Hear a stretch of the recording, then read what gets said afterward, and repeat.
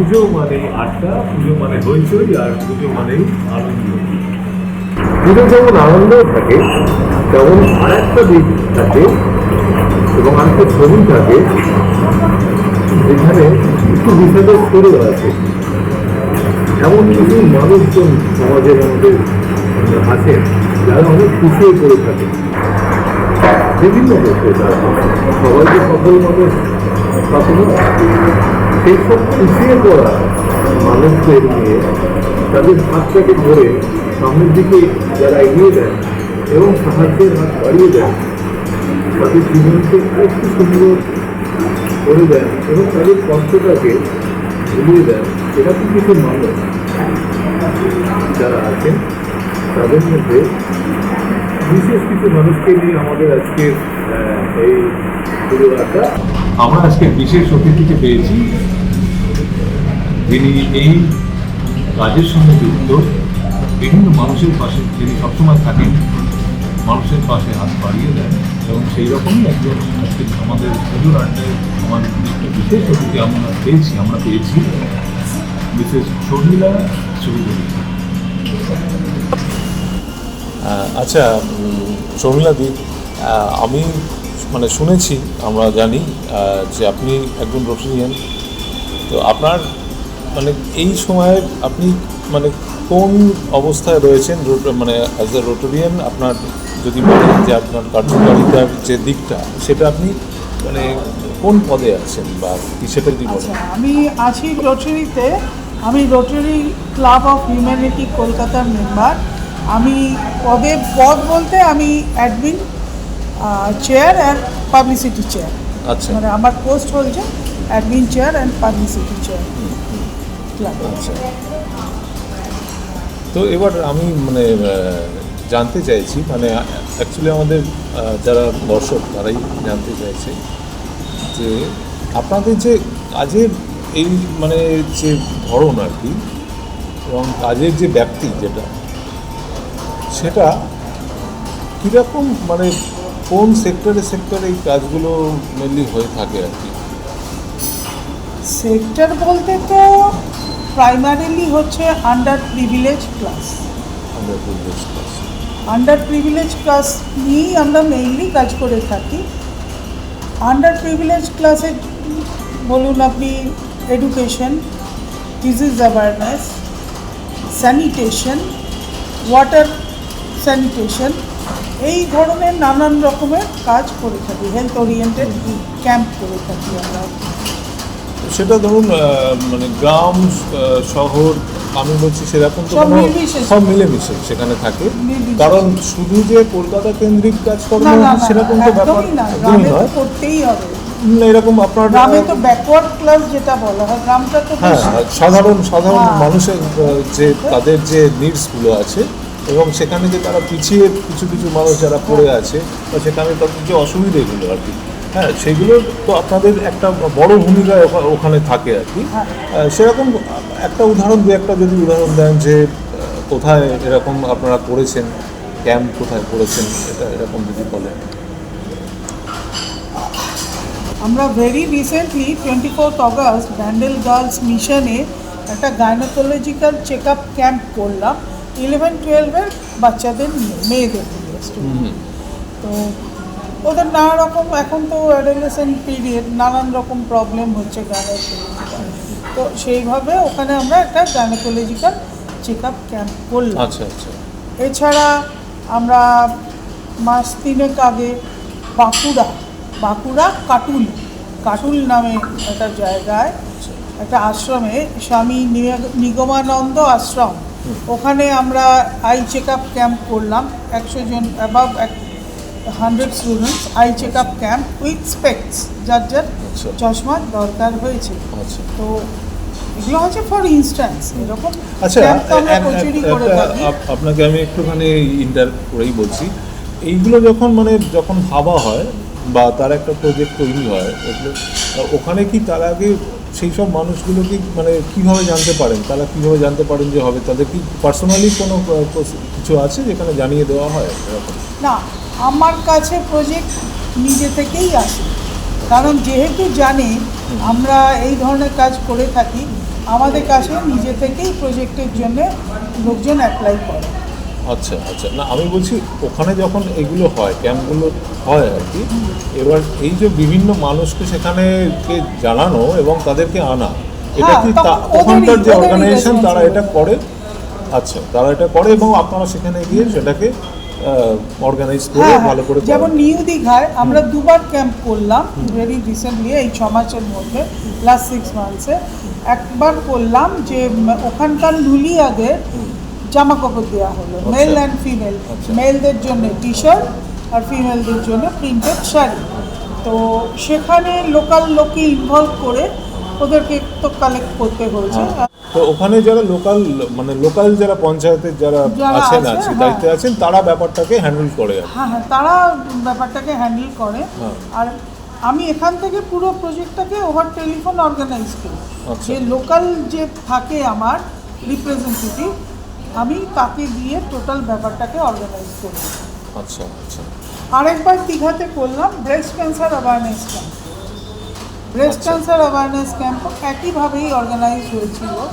তো আমরা কিন্তু এই ডিজিজ অ্যাওয়ারনেসে করে তো থাকি, প্লাস আমাদের নেক্সট ফোকাসই হচ্ছে সার্ভাইকাল ক্যান্সার অ্যাওয়ারনেস প্রোগ্রাম করা উইথ ভ্যাকসিনেশন। এটা আমাদের নিয়ার ফিউচার টার্গেট আছে, আচ্ছা আচ্ছা। Focused area. কিন্তু আমরা এই সম্বন্ধে আমরা মানে জানলাম। এবার দু একটা আপনার ব্যক্তিগত জীবন সম্বন্ধে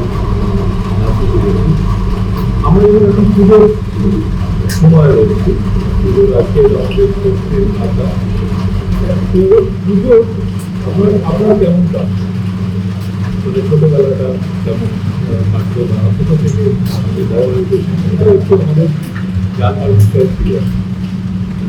পুজো খুব ন্যাচারাল আমার কাছে, জীবনে যে বিশাল কিছু অ্যাট্রাকশন তা নয়।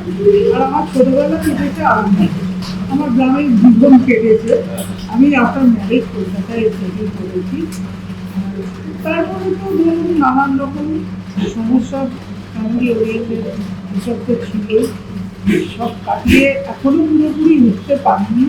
তার জন্য পুজোকে মানে খুব সুন্দর করে এনজয় করা আমি কিন্তু আজ পর্যন্ত এখনো করতে পারি। পুজো তো এখানে তো পুজো তো দেখা হয় নিশ্চয়ই, খুবই কম, অত ভিড়ে আমি ভালোবাসি। দেখেন তো একদিন তো দেখে বেরোলাম, একদিন বেরোলাম।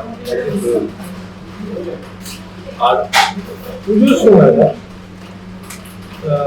কিছু তো প্রত্যেকটা মানুষের আমি বলছি একটা ভাবনা চিন্তা থাকে।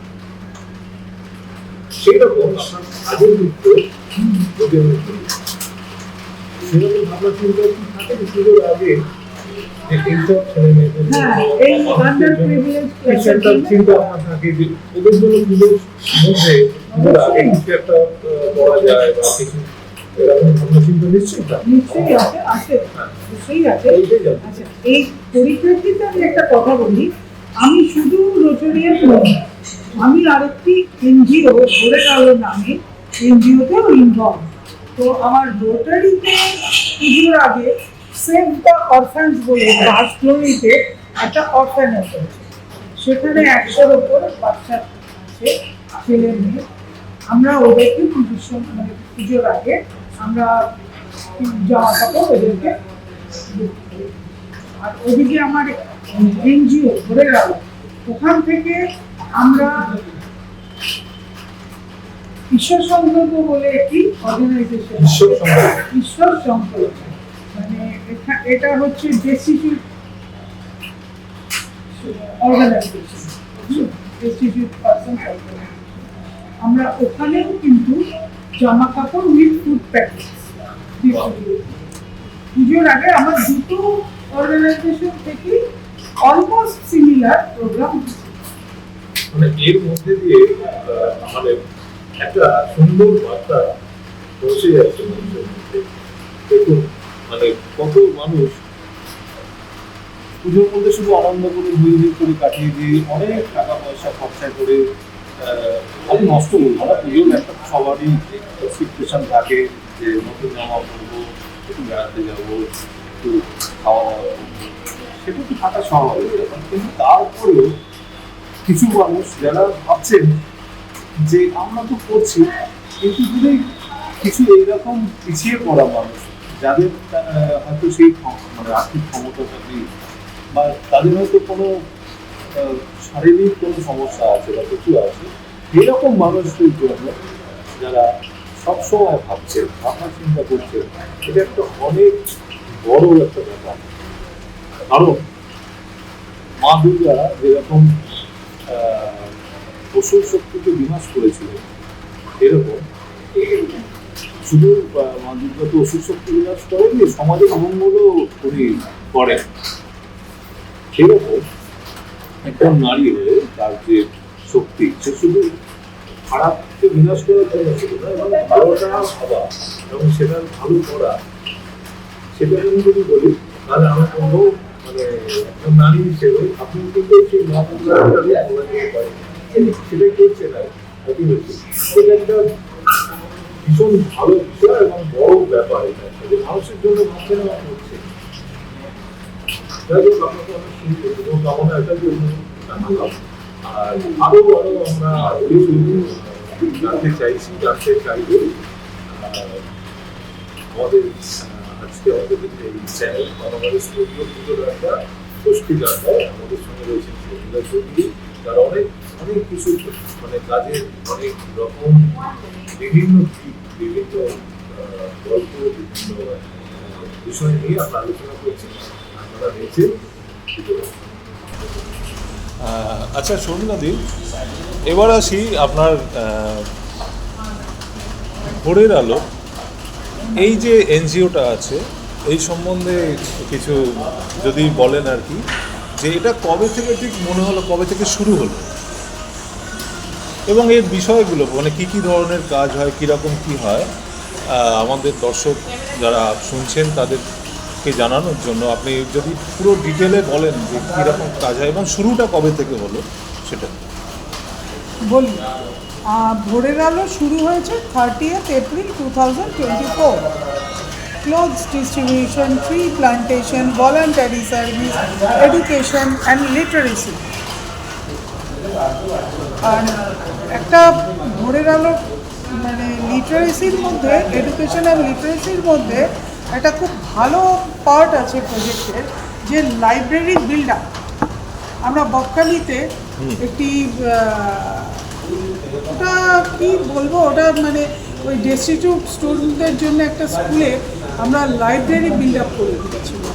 আচ্ছা। 4টে আলমারি ওখানে প্রোভাইড করেছিলাম, তার সঙ্গে প্রচুর বুকস দিয়েছিলাম, অলমোস্ট 5000 বুকস বকখালি। আচ্ছা আচ্ছা। তো লাইব্রেরি ডেভেলপ করা গ্রামে গ্রামে, যেখানে বাচ্চাদের পড়াশোনার খুব মানে অসুবিধা, বইপত্র সাফিসিয়েন্ট সাপ্লাইয়ের প্রবলেম, লাইব্রেরি ডেভেলপ করা ভোরের আলোর একটা হচ্ছে সার্ভিস, মানে one of the main service. এইগুলো হচ্ছে এরিয়া অফ প্রজেক্ট। আর আপকামিং প্রজেক্ট তো আপনাকে একটু আগেই বললাম যে আমরা ঈশ্বর সংকল্পতে মানে মেন্টালি রিটার্ডেড পার্সনস শেল্টার, ঈশ্বর সংকল্প, ওখানে আমরা clothes and food packet distribute করব। আচ্ছা। 10th September. আচ্ছা, 10 সেপ্টেম্বর মানে কামিং 10 সেপ্টেম্বর। 10 আচ্ছা আচ্ছা।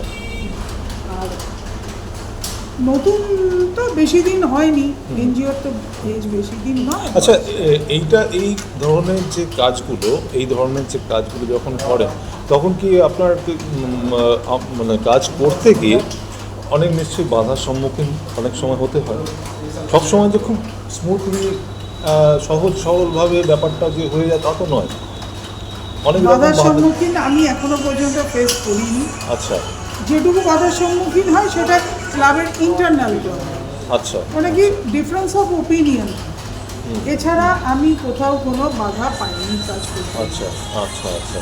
আর এখানে ধরুন মনে হলো যে কেউ এখানে এই আপনাদের সঙ্গে কেউ জুড়তে চাইবেন বা আপনাদের সঙ্গে অ্যাসোসিয়েট হতে চাইবেন, তারা এই কাজের মধ্যে থাকতে চাইবেন, মানে একটা এত ভালো কাজ মানুষের জন্য যেখানে ভাবা হচ্ছে, মানুষের জন্য কাজ, যদি কেউ মনে হয় তারা যে আপনাদের সঙ্গে থাকতে চান, সেরকম হলে কি তাদেরকে আপনারা কি মানে হ্যাঁ, ডেলিভারেটলি এলে, উইলিংলি এলে, যে মন থেকে চাইবে মানুষের জন্য কাজ করব, অবশ্যই আমরা অ্যাডপ্ট করি। আচ্ছা সেটা রোটারি বলুন বা এনজিও বলে রাখুন, আচ্ছা আচ্ছা আমরা অবশ্যই অ্যাডপ্ট করব। আচ্ছা। তা সেক্ষেত্রে আপনাদের সঙ্গে কিভাবে তারা যোগাযোগ করবে? দেখুন, আমার কন্ট্যাক্ট নাম্বার আমি দিয়ে দিচ্ছি। Contact number 7278463074। আমাকে কন্ট্যাক্ট করলেই কেউ যদি ডোনেশন পাঠাতে চান সেটাও পসিবল, বা কেউ আমার ক্লাবে মানে রোটারি বা এনজিওতে মেম্বারশিপ নিতে চাইবেন সেটাও পসিবল। আচ্ছা আচ্ছা।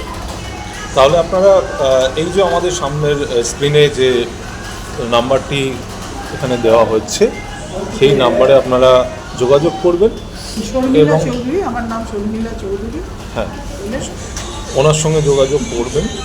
যারা চাইবেন এই ভালো কাজের সঙ্গে যুক্ত হতে, তারা অবশ্যই যোগাযোগ করবেন এবং আপনাদের মতামতও অবশ্যই জানাবেন আমাদের চ্যানেলের মাধ্যমে। আর তারপরে আরও আমরা কিছু কথা আরও ওনার থেকে আমরা শুনবো।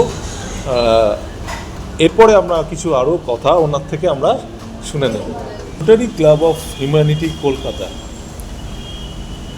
এই যে সংস্থা, এটা একটা অনেক বড় সংস্থা, আপনারা সবাই জানেন, এবং তারই একজন মেম্বার, সক্রিয় সদস্য যাকে বলি, তার আজকে আমরা একটা পুজোর আড্ডায় বসেছি তার সম্বন্ধে, তার কাজের সম্বন্ধে কিছু কথা বলার জন্য এবং আপনাদের জানানোর জন্য। তো সেই বিষয় নিয়ে আজকে আমাদের বলবেন মিসেস শর্মিলা চৌধুরী। তো ওনাকে আমি বলবো যে ম্যাডাম বলুন যে আপনাদের যে বিষয়টা, আপনাদের কি এই বিষয় নিয়ে আমরা তো এর আগেও আমরা কথা বললাম যে কী কী হয় না হয়, এর পুরো ডিটেল পুরোটা শুনিনি, কিছুটা শুনেছিলাম। এখন হ্যাঁ, আমি ফ্রম অরিজিন একটা আউটলাইন দিচ্ছি। হ্যাঁ যে রোটারি ইন্টারন্যাশনাল এর জন্ম হয়েছিল শিকাগোতে 23 February 1905 by Paul Harris along with 3 colleagues. Mr. Paul Harris along with 3 colleagues উনি রোটারি ফর্ম করেন, রোটারি ইন্টারন্যাশনাল, আচ্ছা যেটা শিকাগোতে ফর্ম হয়েছিল। আর এখন at present all over world above 14 million Rotarians আছেন। 14 আচ্ছা, লক্ষের আচ্ছা। ওপর রোটারিয়ানস এটা তো আছে একটা মানে বিরাট all over বিরাট world. বড় ব্যাপার। হ্যাঁ, it's a মানে এটা একটা ইন্টারন্যাশনাল অর্গানাইজেশন। আর অ্যাট প্রেজেন্ট আমাদের রোটারি ইন্টারন্যাশনালের যে প্রেসিডেন্ট, তার নাম হচ্ছে ফ্রান্সিসকো আরেজ্জো। উনি 2025-26-এর রোটারি ইন্টারন্যাশনালের প্রেসিডেন্ট। আর রোটারি ইন্টারন্যাশনাল একটা নিয়ম আছে, প্রত্যেক বছর নতুন নতুন থিম ওনারা ইনভেন্ট করেন, মানে ওই অ্যাকর্ডিংলি সেইভাবে কাজ করা হয়। সমস্ত রোটারি ক্লাব অ্যাকর্ডিংলি কাজ করতে থাকে ওই থিম অনুযায়ী। তো 2025-26-এর থিম হচ্ছে unite for good. Unite for good মানে হচ্ছে ভালোর জন্য একত্রিত সকলে। তো আর রোটারির কিছু ফিক্সড মানে স্পেসিফিক এরিয়া আছে যার উপর রোটারি কাজ করে। সেটা হচ্ছে 1 নম্বর হচ্ছে piece building, 2 number disease prevention and treatment, water sanitation and hygiene, 4 number maternal and child health, 5 number basic education and literacy, community, 6 নম্বর হচ্ছে কমিউনিটি ইকোনমিক ডেভেলপমেন্ট, 7 নম্বর হচ্ছে এনভায়রনমেন্ট। এই মেইনলি এই 7টা এরিয়ার ওপর রোটারি কাজ করে থাকে। আচ্ছা, আর- মানে এছাড়া আরও অনেক এর আরও অনেক কিছু রয়েছে। হ্যাঁ, এবার কাজ আপনি যত করতে পারবেন ততই ভালো। একদম একদম। আচ্ছা আমাকে তো অ্যাকর্ডিং টু ইনস্ট্রাকশন রেগুলেশনস করতে তো হবেই, এছাড়া আপনি যদি এক্সট্রা করবেন তো সেটা আরও বেটার মাইলেজ আচ্ছা আচ্ছা আচ্ছা আচ্ছা। আর আচ্ছা, পুরোটাই আন্ডার প্রিভিলেজ সেকশনের জন্য করা হয়। ইন্ডিয়ান গভর্নমেন্ট ডিক্লেয়ার করেন, ক্লেম করেন যে আমাদের দেশে 5% আন্ডার প্রিভিলেজ আছে, কিন্তু অন্যান্য বড় বড় ইন্টারন্যাশনাল অর্গানাইজেশন ওদের স্টাডি ওয়াইজ আমাদের আছে আন্ডার প্রিভিলেজ পপুলেশন অ্যারাউন্ড 26.4%। যাই হোক, প্রিভিলেজ মানে ক্লাসই তো আন্ডার প্রিভিলেজ ক্লাসটাই তো বেশি, বা ওদের জন্য আমরা করি, সে পার্সেন্টেজ যাই হয়ে থাক না কেন, সেই জন্যই আমরা করি। আর আমরা হচ্ছি rotary club of humanity Kolkata. Rotary হচ্ছে অনেকগুলো ডিস্ট্রিক্টে ভাগ করা আছে রোটারি। আমাদের ডিস্ট্রিক্ট হচ্ছে ডিস্ট্রিক্ট 3291, আর আমাদের ডিস্ট্রিক্টের যে ডিস্ট্রিক্ট গভর্নর এবছর 25-26-এর, ওনার নাম হচ্ছে ডক্টর রমেন্দু হোম চৌধুরী। উনি একজন অর্থোপেডিক সার্জন, কিন্তু ওনার ফ্ল্যাগশিপ প্রজেক্ট হচ্ছে 2025-26-এর জন্য জিরো থ্যালাসেমিয়া। আচ্ছা, মানে ওনার ফ্ল্যাগশিপ প্রজেক্ট, মানে এটা ওনার টার্গেট। উনি এই টার্গেটটাই নিয়েছেন যে আমাদের দেশ থেকে আমরা থ্যালাসেমিয়াকে জিরো লেভেলে আনবো। আর এমনিতে 24টা ডিস্ট্রিক্ট আছে রোটারি। আমরা ছিলাম যে কথাটায় যে জিরো থ্যালাসেমিয়া, এটা ওনাদের একটা টার্গেট এবছরে 25-26 একটা টার্গেট, জিরো থ্যালাসেমিয়া, মানে মানুষের মধ্যে যাতে থ্যালাসেমিয়া আর নতুন করে না ছড়ায়। এছাড়াও পোলিও নাও, এটা হচ্ছে রোটারি স্লোগান। রোটারি অ্যাকচুয়ালি আমাদের কান্ট্রিতে কিন্তু জিরো পোলিও হয়ে গেছে, অল ওভার ওয়ার্ল্ডও হয়েছে। 99.9% ইরাডিকেশন হয়েছে পোলিও থ্রু রোটারি। এটা কিন্তু রোটারি করেছে through all over world. 99 eradication হয়ে গেছে পোলিও। এখন শুধু কয়েকটা কেস আফগানিস্তান আর পাকিস্তানে পাওয়া গেছে পোলিও, এবং এই নিয়ে এখনো কাজ চলছে। আমরা আছি দুর্গাপুজোর ষষ্ঠীর আড্ডায়, মামাবাড়ি স্টুডিওর পুজোর আড্ডায়। আমাদের আজকের বিশেষ অতিথি যিনি ছিলেন মিসেস শর্মিলা চৌধুরী। ওনার অনেক মূল্যবান কথা, বক্তব্য, ওনার কাজ সম্বন্ধে আমরা জানতে পারলাম আজকে। তার জন্য অনেক ধন্যবাদ আপনাকে, থ্যাংক ইউ আমার সঙ্গে কথা বলার জন্য। আপনি ব্যস্ত, এবং ব্যস্ততার মধ্যে একটা সময় করে আপনি আমাদের সময় দিলে, তার জন্য ধন্যবাদ। আর আমরা কিন্তু আর একটা খবরও জানি, সেটা হচ্ছে উনি কিন্তু গান গাইতে ভালোবাসেন, শখে সেটা, কিন্তু ভালোবাসেন গান। তাহলে ঠিক বলেছি তো? ভালোবাসি কিন্তু গাইতে পারি না। যাই হোক, তাহলে সেটা তো ভালো লাগা থেকেই গানের প্রতি খুবই ভালোবাসি। তো এই কাজের মধ্যেও গানটা তো একটা মানে আমাদের একটা মানে ইন্সপায়ার করে কাজ করার ক্ষেত্রে, ইন্সপিরেশন যোগায়। সেরকম একটা দু লাইন আমি বলবো। আমাদের আজকের অনুষ্ঠান একদমই শেষের দিকে। দু লাইন ওনার গানটা দিয়ে আজকের এই অনুষ্ঠানটা আমরা শেষ করবো। যদি দু লাইন শোনাবেন। প্রাণ ভরিয়ে তৃষা হরিয়ে মোরে আরো আরো আরো দাও প্রাণ। প্রাণ ভরিয়ে তৃষা হরিয়ে মোরে আরো আরো আরো দাও প্রাণ।